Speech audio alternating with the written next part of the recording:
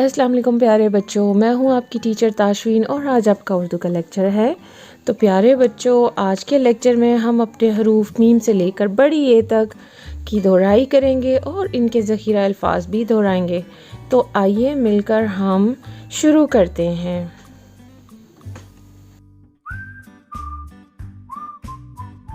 तो प्यारे बच्चों, इस हर्फ को गौर से देखें। हमारा हर्फ मीम है। जी हाँ, इसकी आवाज़ है मीम मेंढक। आइए मेरे साथ मिलकर पढ़ें। मीम मेंढक, मीम मेंढक। अब इस हर्फ को गौर से देखें। इसके बीच में आपको एक नुक्ता नज़र आ रहा होगा और यह है नून। जी, नून की आवाज़ है नून नारियल, नून नारियल, नून नारियल। वाओ, वाओ बहुत से अल्फाज के बीच में आता है और इसकी आवाज़, जैसा कि ये आपको मोर नज़र आ रहा है, जब हम मोर को बुलाएंगे तो इसके बीच में इसकी आवाज़ आएगी मोर। ओ की आवाज़ आएगी मोर, मोर।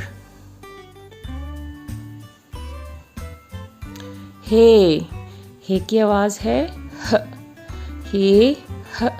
हिरन। जी, इसको गौर से देखें। ये हिरन,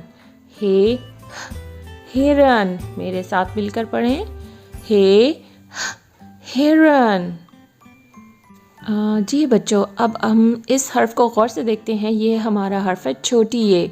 वैसे तो ये की आवाज़ है य की, लेकिन जब ये किसी अल्फाज के आखिर में इस्तेमाल हो तो इसकी आवाज़ तब्दील हो जाती है और वो हो जाती है ई। जैसा कि चाबी, चाबी के आखिर में हमें आवाज़ आ रही है ई की।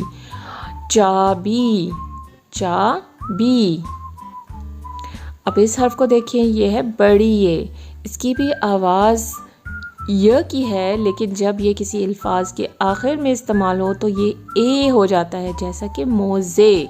आप अगर इसकी आवाज़ को गौर से सुने, हम बोल रहे हैं मोज़े, तो मोज़े के आखिर में आवाज़ हमें आती है ए, मोज़े। प्यारे बच्चों, आपने इस वर्कशीट को दोहराई वाली मुकम्मल कर लेना है और अपना बहुत ख्याल रखना है। अल्लाह हाफ़िज़।